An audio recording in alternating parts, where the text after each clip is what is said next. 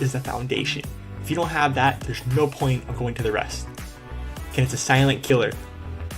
If you're in a team, we'll say a sports team, and you're gonna pass the ball to somebody else that you don't trust, you're probably not gonna pass to them, even if they're open. So it's important that might be a mistake and cost you the game. Same thing within teams. If you have some work you need to pass off to someone and you don't trust them, maybe to give you credit for the work or even to complete the job, you're just not going to give it to them, and that might cause inefficiencies. So how does your team go about building trust if it's lost? Remember, this is actually very tough because trust is hard to gain but easily lost.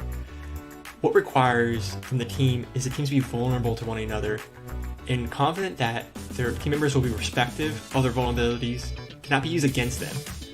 Trust to develop, you gotta invest in experiences and in-depth understanding of the unique strengths and weaknesses of each team member. An exercise to build this is you can have an exercise where you go around the room and tell everybody to give their opinion on somebody, their strengths and their weaknesses. Another one is you can do a personality test like Myers-Briggs type conversations, so at least understand impact that is occurring from self-awareness of each people's maybe personality.